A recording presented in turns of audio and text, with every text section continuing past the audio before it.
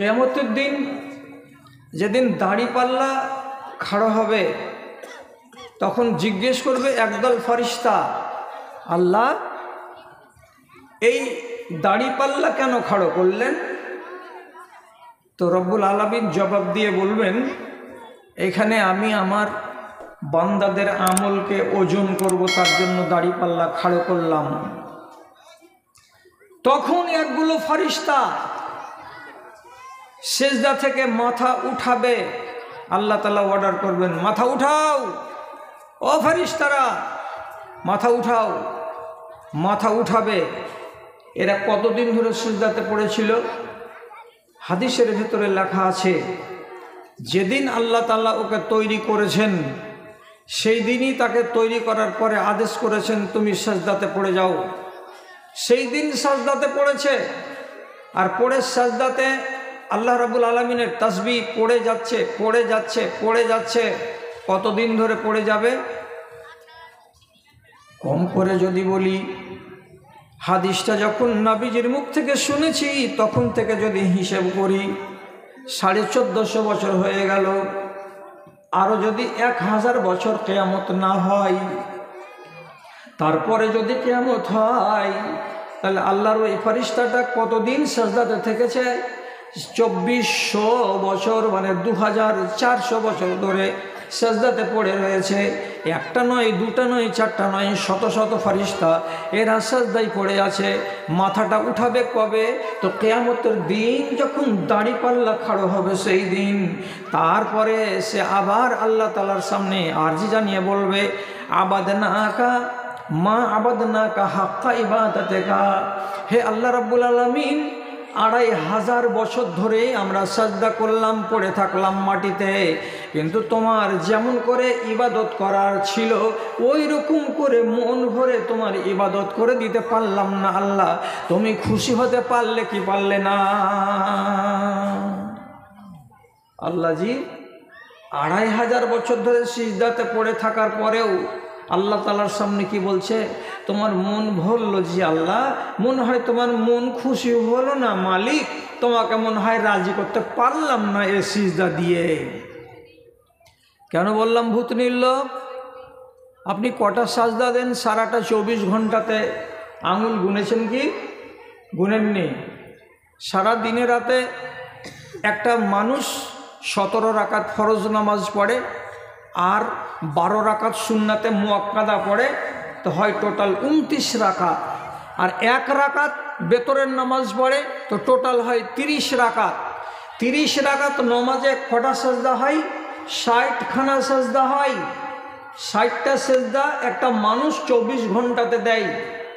আপনি এই 60টা সেজদা দিতে টোটাল যদি টাইম দিয়ে থাকেন আল্লাহ তাআলাকে, বড় জোর 60 মিনিট দিয়েছেন, না হয় 70 মিনিট দিয়েছেন, তারপরেই আপনি নেমে পড়লেন কোথায়?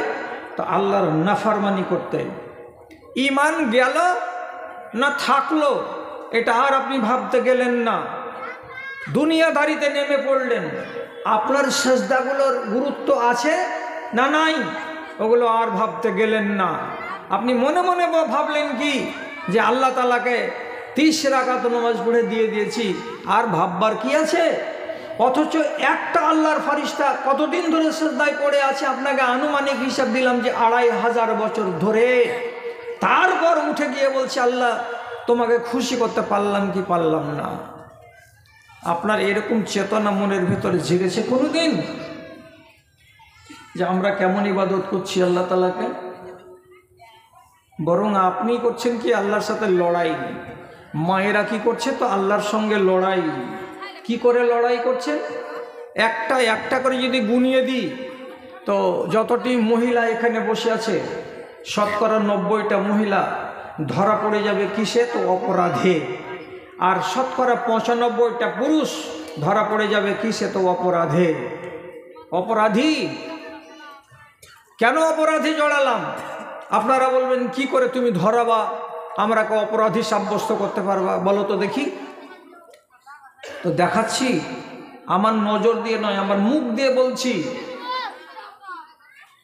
দেখেছেন তাকে সাহাবায়ে কেরাম ওই ওই সাধারণ নেই, ওয়াজ শোনার মনে হয় নিয়ত নেই নাকি? মাছ বেচতে এসেছিলে নাকি বাড়ি থেকে? তোমার মুখ পশ্চিম দিকে কেন? এদিকে মুখ করে তুমি শুনতে পারো না? কষ্ট যদি হয়তো বাড়ি যাও না, জেগে কেন আছো? গতকালকে ডালখোলার কাছে রহাটপুর মাদ্রাসাতে জালসা ছিল, তো 7,500 বেটি ছেলে ছিল একটা বিশাল বড় মাঠে। 1.5-2 ঘন্টা বয়ান রাখলাম, তো একটা বেটি ছেলে এদিক ওদিক করলো না। এরকম চলন কেন? ভেদার ভেদার ভেদার ভেদার ভেদার ভেদার করে চলে যাচ্ছে। খাসলত যাই ধুলে আর ইল্লত যাই মূলে। ভাই কথা শুনেন, আব্দুল্লাহ বিন উমর বলছেন, আমার কথা নয়, আব্দুল্লাহ বিন উমর বলছেন একটা দিন আসছে, হাদিস কি, লা ইয়াতিয়ান্না আলান নাসি জামানুন ইয়াখরুজুনা মিন সলাতিল ফাজরে ওয়া লাইসা ফীহিম মুমিনুন। একটা সময় আসছে, সেই সময় দেখতে পাবে জুমা মসজিদ থেকে 50টা লোক ফজরের নামাজ পড়ে বের হলো, বাইরে দাঁড়িয়ে আছে, কেউ রাস্তায়, কেউ বারান্দায়, কেউ মসজিদের সামনে। কতটি লোক? তো 50টা লোক। সাহাবী আব্দুল্লাহ বিন উমর বলছেন, তোমরা দেখতে পেলে যে ফজরের নামাজ পড়ে তারা বাইরে খাড়া আছে, কিন্তু তিনি বলছেন লাইসা ফীহিম মুমিনুন, একটাও লোকগুলো মুমিন নয়, একটাও লোক এদের ভেতরে মুমিন নয়। হাজিবা আব্দুল্লাহ বিন উমরের চোখ দিয়ে কি দেখেছিলেন? লোকটি ফজরের নামাজ পড়ে বাইরে খাড়া হয়েছে, তো বলছি একটাও মুমিন নয় এরা। তা কেন মুমিন নয়? তাহলে এরা কি? এরা কি তাহলে? তিনি বলছেন এরা হলো মুসলমান, এরা মুমিন নয়। মুসলমান কাকে বলে? যদি জীবনে একবার বলে দেয় লা ইলাহা ইল্লাল্লাহ, সে লোকটা হলো মুসলমান। লোকটা যদি নামাজও পড়ে আর ছেড়েও দেয়, তাহলে এই লোকটা হলো মুসলমান। লোকটা রোজা করে কিন্তু হয়তো নামাজ পড়ে না, এই লোকটার নাম হলো মুসলমান। এই লোকটা নামাজ পড়ে আর রোজাও করে কিন্তু ওসর বাহির করে না, এর নাম হলো মুসলমান। এই মেয়ে ছেলেটি নামাজ পড়ে রোজা করে কিন্তু পর্দা করে না, এই মেয়েটির নাম হলো মুসলমান। এই মেয়ে ছেলেটি পর্দা করে বটে কিন্তু ঘরের ভেতরে সারা দিন সারা রাত টিভি চালাই, এই মেয়ে ছেলেটি মুমিন নয়, এই মেয়ে ছেলেটি মুসলমান। এই মেয়ে ছেলেটি পর্দা করে ঠিক আছে কিন্তু নামাজ ঠিক করে পড়ে না, তাহলে এই মেয়ে ছেলেটি হলো মুসলমান। এরা হলো মুসলমান। মুমিন পেলাম না। মুমিন কাকে বলা যায়? মুসলমান কাকে বলা যায়? আল্লাহ তাআলা যতটি কাজে নিষেধ করেছেন আপনাকে, আপনি নিষেধে পা দিবেন না। আর যতটি কাজ আল্লাহ তাআলা আপনাকে হুকুম করেছেন এটিকে আপনি ছাড়বেন না, এ মানুষটাকে বলা হয় মুমিন। কথা বুঝে গেল? যদি বুঝে যেয়ে থাকেন, একটা যদি অন্যায় কাজ আপনার দ্বারাই হয়, তাহলে আপনার নাম মুমিন নয়, আপনি মুসলমান। আপনি ওখান থেকে আওয়াজ দিয়ে বলবেন, ধর মুসলমান হলো তো কি জান্নাত তো পাবো। লেখেন খাতা কলম খুলে, আর না লিখতে পারলে মগজের এখানে কান দিয়ে ঢুকিলেন। কথাটা ভালো করে বলছি, কেউ যদি মুসলমান হয়ে কবরে যায়, আল্লাহর কসম খেয়ে বলছি, সে লোকটা কিয়ামতের দিন প্রথমে আল্লাহর জান্নাতে যাবে না, প্রথমে আল্লাহর জান্নাতে যাবে না। আগে 6 মাস, 1 মাস, 1 বছর কিংবা 8 মাস আল্লাহর জাহান্নামে জ্বলবে, আর জ্বলার পরে সাজাটা শেষ হওয়ার পর সে আল্লাহর জান্নাতের মুখ দেখবে। আর যারা মুমিন হয়ে মরবে, যারা মুমিন হয়ে মরবে, তারা মরার পরে কিয়ামতের দিন সরাসরি আল্লাহর জান্নাতে যাবে। এরা জীবনে কোনোদিন জাহান্নামের মুখ দেখবে না। মুমিন মরে সরাসরি জান্নাত, মুসলমান মরে আগে জাহান্নাম তারপরে জান্নাত। বুঝা গেল? রাত বেশি হয়নি, 12টা বাজতে যাচ্ছে, এখন ঘুম ধরে গেছে আপনাকে। কথাটা বুঝতে চেষ্টা করেন। আব্দুল্লাহ বিন উমর কি বললেন? 50টা লোক ফজরের নামাজ পড়ে বেরিয়েছে সকালবেলায়, এদের ভেতরে একটাও মুমিন নাই। কেন গো? আঙুলে গুনেন, এখান থেকে শুরু করবে, ডাহিন দিকে পৌঁছে দিব। কেন এরা মুমিন নয়? এক নম্বর, এই যে দেখতে পাচ্ছ এখানে ফুল প্যান্ট পরে ছেলেটা দাঁড়িয়ে আছে, আজকে ফজরের নামাজ পড়ে আসলো, তুমি মনে মনে বলবা যে ছেলেটা মুমিন, কিন্তু কসম আল্লাহর, ওই মসজিদ থেকে বেরিয়ে যাওয়ার পরে যেমনি বাইরে রোডে পা দিবে, সাথে সাথে তিরঙ্গার প্যাকেটকে খুলে জর্দার সঙ্গে মিশিয়ে মুখে ভরে সারাদিন ক্যাচার ক্যাচার করে চিবিয়ে বেড়াবে। এই ছেলেটাকে আরবিতে বলা হয়, বাংলাতে বলা হয় হারামখোর। যে হারাম খায় সে মুমিন নয়। গেলি রসতলে কয়টা পাওয়া গেল এরকম তিরঙ্গাখোর? 4টা। আর একজনের পকেটে এমনি করে খালি লাড়ছে, আর একলা একলাই মনে মনে করছে খাইনি তো আছে, কিন্তু চুন আছে কি না, হ্যাঁ চুন লাগছে, ধার চাইতে হবে কাউরি কাছে। যারা এরকম করে নমাজ পড়ে বেরিয়ে এসে রোডে হাতের তেলে তেমনি এমনি করে কচলাই, গাইল মনে করিয়েন না, এটা আপনাকে আমি বাপ বলছি, এটাকে গাল মনে করিয়েন না, এটা শব্দ। যারা এই জিনিসটা খায় এরা হারামখোর, হারাম খায়। যে হারাম খায় সে মুমিন নয়, এটা হলো মুসলমান। 10টা গেল। এদিককার 4-5টাকে বলছে এই তোরা কোন দেশে দোষী? বলছে এই বছর আমার বাড়িতে 50 মণ গম ঢুকেছে, আমি ফসল পেয়েছি গম। কতটি? তো 50 মণ। আল্লাহ রাব্বুল আলামিন নাই বলছেন 20 মণ যদি গম হয় তো 1 মণ আল্লাহকে দিয়ে দাও, এটা আল্লাহর জমিনের ট্যাক্স। অতএব তোমার 50 মণ হয়েছে, হিসাবে পড়ছে 2.5 মণ, এটা তুমি আল্লাহর নামে বের করে দাও, এটার নাম হলো ওসুর। তো শতকরা এখানে দেখতে পাওয়া গেল যে 10 জন লোককে এমন পেলাম যে গলিতে একটা ছোট্ট কুঠি আছে, ওতে 20 কেজি গম বের করে রেখে দিয়েছে। আর দেওয়ার পরে বিবিকে যে বলছে আদরের মারে যতটি ওসুরের গম হয় বাহিরে কুঠিতে রাখা আছে, ওইখান থেকে ফকিরকে দিবি, ওইখান থেকে ইয়াতিমকে দিবি, ওইখান থেকে ভূতনি মাদ্রাসাকে দিবি, ওখান থেকে ভাদু মাদ্রাসাকে দিবি। তাহলে 20 কেজি গম কয় জায়গাতে দেওয়া যায়? সারা বছর ধরে ওই 20 কেজি গমকে আপনি বিলাতে আছেন, অথচ আপনার এখানে 2.5 মণ গম বের হওয়ার কথা ছিল ওসর, কিন্তু আপনি ওসর বের করেননি। তো যারা ওসর বের করে না তাদের ফসলের, এই লোকগুলো ফজরের নামাজে এসেছে, এরা কিন্তু মুমিন নয়, এরা হলো মুসলমান। এখানে 4টা লোক দেখে তো শেকেল ভালো লাগছে খুব গো, এর আগে কেন মুমিন বলা হলো না? হিসাব রাখো, যত জমি ছিল তলে তলে তলে তলে 2টা বেটার নামে করে দিয়েছে, বেটিগুলোকে ফাঁক্কা তাড়া, কিছুই দিতে রাজি নয়। বেটিরা নাকি জমি পাবে না, বেটিরা তো পরের ঘরই হয়ে গেছে, তো বেটিকে জমি দিবে না বলে বেটাদের নামে জমি লিখে দিয়ে এখন এই বুড়া মরার অপেক্ষা করছে, কবরে যাওয়ার অপেক্ষা করছে। তো নমাজ পড়তে গেছিল ভালো কথা, কিন্তু এই লোকটা মুমিন নয়, এই লোকটা হলো মুসলমান। গেল এতটি বেটা ছেলে গেল। বেটি ছেলেটি কেন মুমিন হতে পারল না? যদি মসজিদে হাজিরা দেয়, নমাজ পড়ে আসে, বলছে এর ভিতরে একটাও মুমিন নেই, সবটি মুসলমান। কেন গো? তো বলছে এই মেয়েটির ভিতরে 10টা মেয়ে ছেলে এমন পাওয়া যাবে যে মেয়ে ছেলেটি এখানে নমাজ পড়লো মসজিদে, আর মসজিদে নমাজ পড়ে বাড়ি যাওয়ার পরে টিভি খুলবে, খোলার পরে সিরিয়াল দেখবে, সিরিয়াল যদি না দেখে তো ওর দানা হজম হবে না। যদি এমন অপবিত্র এবং এমন বাজে খেয়ালের মহিলা থাকে তাহলে পরে সে মেয়ে ছেলেটি মুমিন নয়, সে হলো মুসলমান। এর ভিতরে 10টা মেয়ে ছেলে এমন পাওয়া গেল যারা নমাজ পড়ে বটে, কিন্তু যদি এখানে মোড়ের বাড়ি ভোজ থাকে, ভোজ খেতে যাওয়ার জন্য যখন বাড়ি থেকে বেরোয় তখন তার মুখ ঢাকা থাকে না, তার হাতগুলো খোলা থাকে, তার চেহারাটাকে সম্পূর্ণ খুলে রেখে দিয়ে মানুষের সামনে ড্যাং ড্যাং করে হেঁটে হেঁটে ভোজ বাড়িতে চলে যায়। আজনাবি মানুষের সামনে প্যান্ডেলে বসে লোকমা তুলে তুলে মুখের ভেতরে লোকমা পড়ে, অথচ তাকে একটুও লজ্জা লাগে না।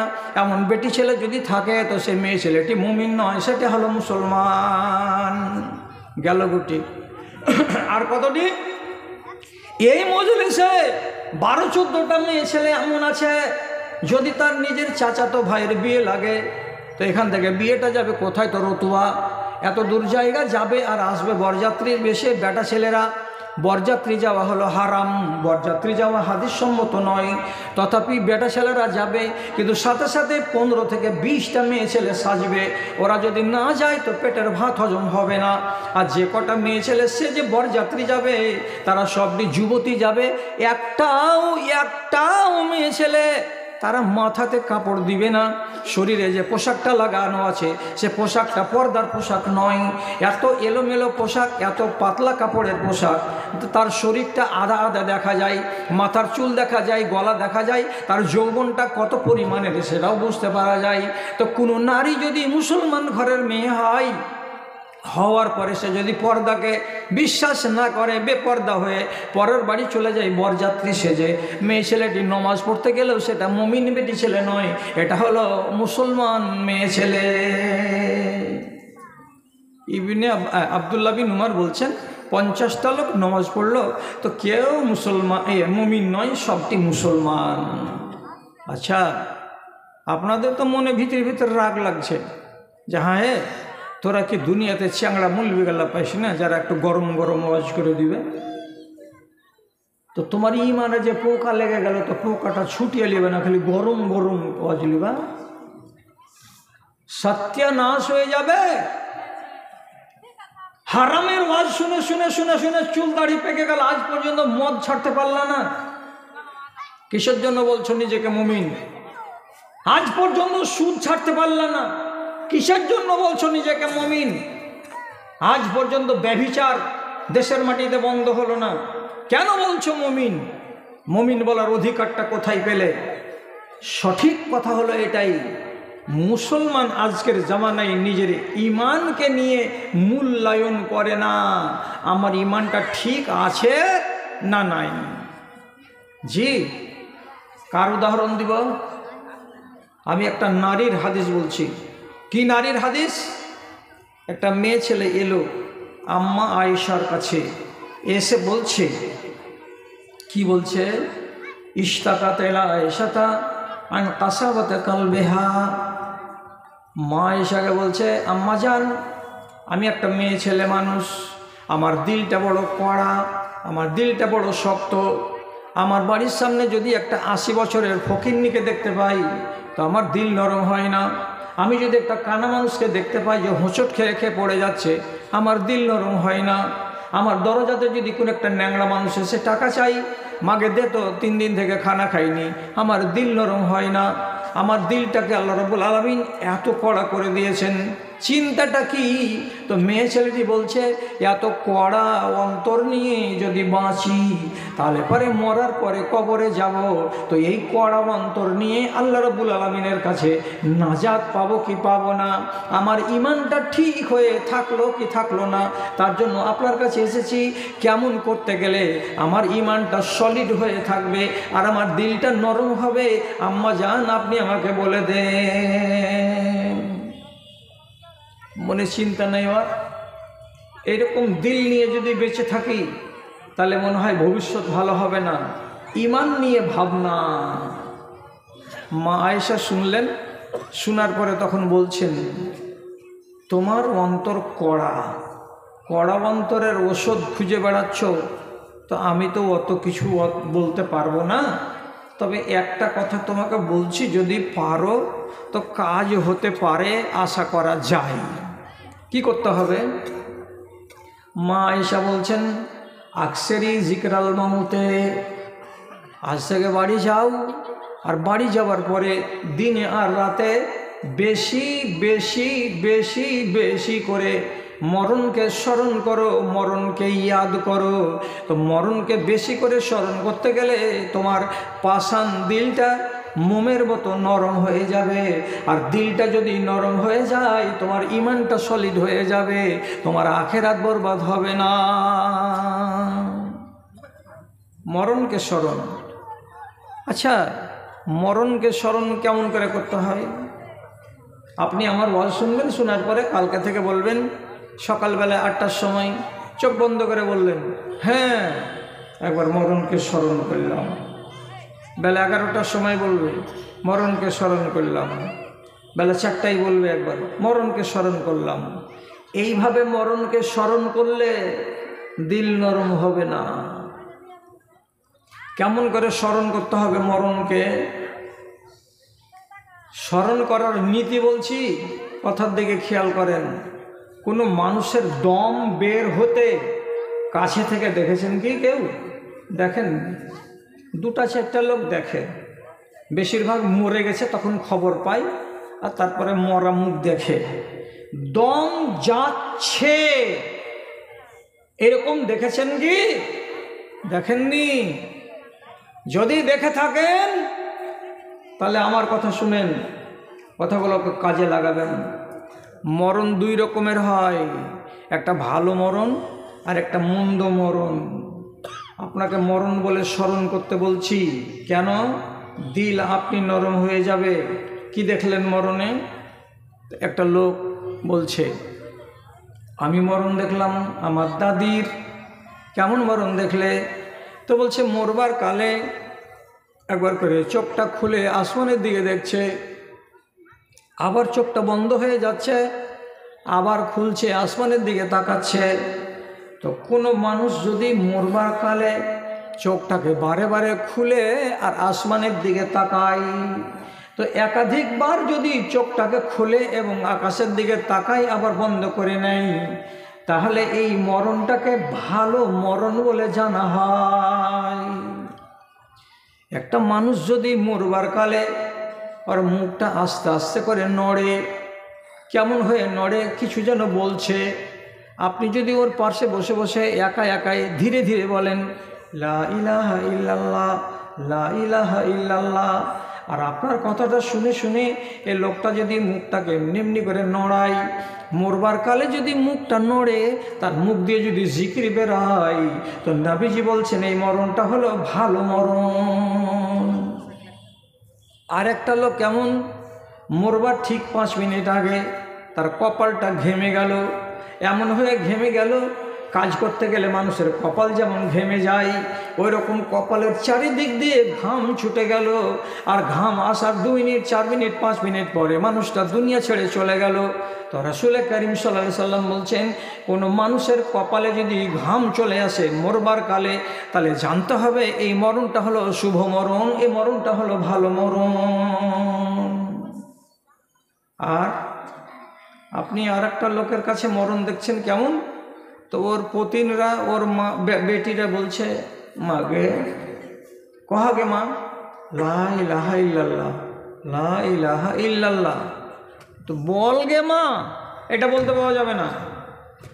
বলো জি বাপু, এটা বলতে পাওয়া যাবে না। আপনি শুধু ওর কানের কাছে গিয়ে নিজে নিজে বলেন আস্তে আস্তে করে লা ইলাহা ইল্লাল্লাহ। আপনার কথাটা শুনেই যদি সে বলতে পারে তো খুবই ভালো কথা। কিন্তু বেটি ছেলে জাত অত কথা জানে না, জানে যে মরবার কালে কলেমা পড়াতে হয়। তখন একটা বেটি মায়ের কানের কাছে যে বলছে মাগে একবার কহা লা ইলাহা ইল্লাল্লাহ। তো মা এত জোরে জোরে নিঃশ্বাস ফেলছে, এত জোরে জোরে নিঃশ্বাস ফেলছে। বেটি যখন 2 বার করে বলছে কহাগে মা লা ইলাহা ইল্লাল্লাহ, তখন মা হাঁপাতে হাঁপাতে বলছে ওকে কইতে পারি না গে, ওকে কইতে পারি না গে। বল লাগে মা লা ইলাহা ইল্লাল্লাহ, কইছে কইতে পারি না গে। যতবার বলা যাচ্ছে তো বলছে বলতে পারি না। তো বলতে পারি না কথাটা বলতে পারছে, কিন্তু লা ইলাহা ইল্লাল্লাহ বলতে পারে না। যদি মরবার কালে লা ইলাহা ইল্লাল্লাহ তার মুখ দিয়ে জারি না হয়, তাহলে জেনে নিতে হবে এ মরণটা ভালো মরণ নয়।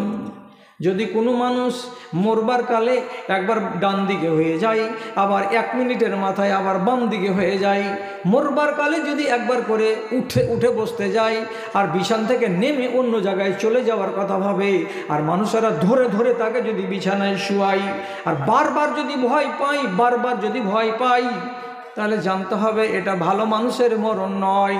কোনো মানুষ যদি মরবার কালে হঠাৎ করে ছাদ থেকে পড়ে একটা শব্দ বের করতে পেল না, হঠাৎ করে মোটরসাইকেল ট্রাকের সঙ্গে আঘাত লেগে গেল, রোডে পড়ে গেল, জবান বন্ধ হয়ে গেল, একটা শব্দ বলতে পারলো না, এইরকম হঠাৎ মরণ যদি কোনো মানুষের হয়, তো নবীজি বলছেন এটা ভালো মানুষের মরণ নয়।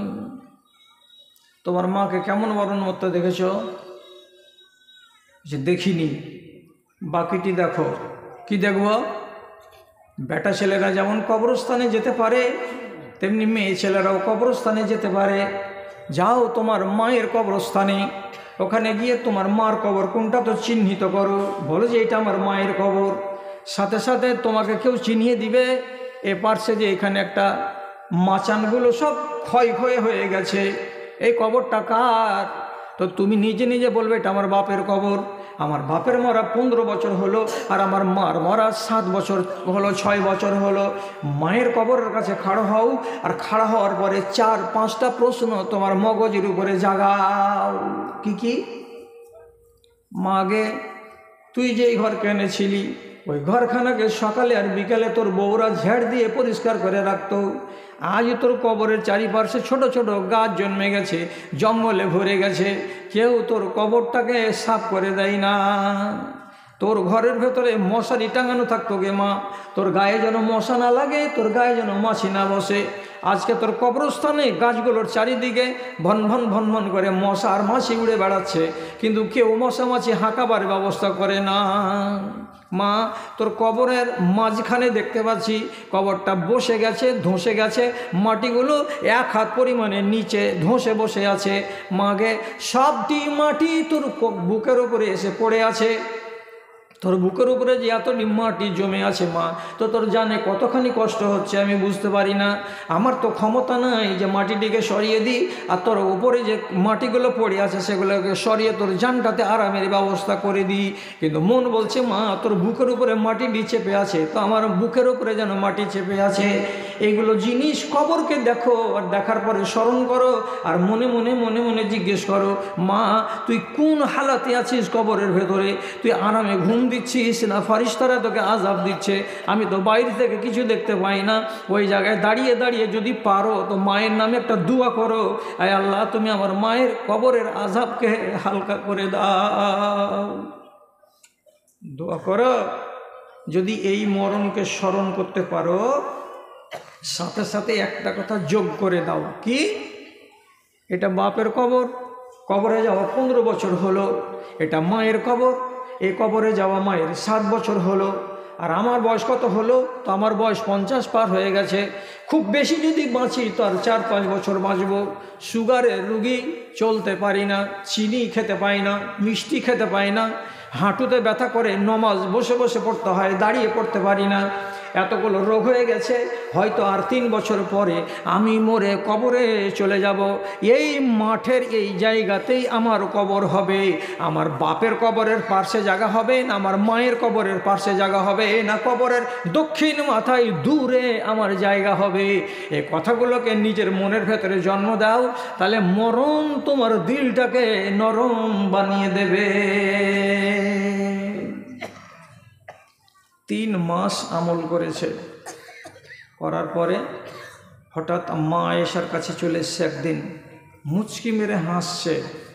আম্মা আয়েশা বলছেন, কী রে বাবা, আজকে তোমার মনটা ফিরি ফিরি লাগছে কেন? তখন মেয়েটি বলছে, ফালতো অন্না যাহতো, আম্মা আপনি যে ওষুধটা আমাকে বলে দিয়েছিলেন সে ওষুধটাকে আমি পালন করেছি, সেবন করেছি, আমল করেছি। আমল করাতে লাভ কি হয়েছে? আমার দিলটা একেবারে নরম হয়ে গেছে, মোমের মতো নরম। যখনই আমি আমার চোখের সামনে কোনো লাশকে, মাইয়াতকে যেতে দেখতে পাই, তখনই আমার বুকটা ধক করে উঠে। আহারে, কার বাড়ি খালি হয়ে গেল আজ?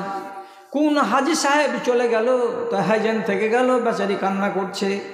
আমি তখন নিজেকে ভাবি, যেদিন আমি মরে যাব সেদিন আমার বাড়িটা খালি হয়ে যাবে।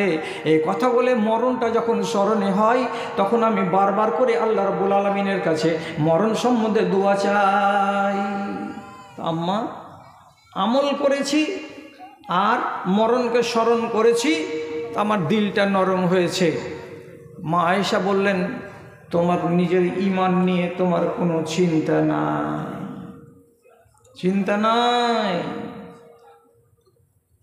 তাহলে বেটি ছেলে হয়ে আমার ঈমান ঠিক আছে কি না এই নিয়ে ভাবছেন। আর আজ ভূতনি গ্রামের মেয়েটিকে বলেন তো, তুমি কি তোমার ঈমান নিয়ে একবার ভেবেছ যে আমার ঈমান ঠিকঠাক আছে না নাই? না, ভাবার টাইম নাই। আপনারাকে বলছি, আপনার নিজের যেটা বর্তমান পরিস্থিতি, এই ঈমান নিয়ে কবরে যদি যান আপনার কি ভরসা আছে যে হ্যাঁ আমি 3টা প্রশ্নের জবাব দিয়ে দিতে পারবো এবং কবরে আমি আরাম পাবো, আমাকে কষ্ট হবে না? দিতে পারবেন গ্যারেন্টি?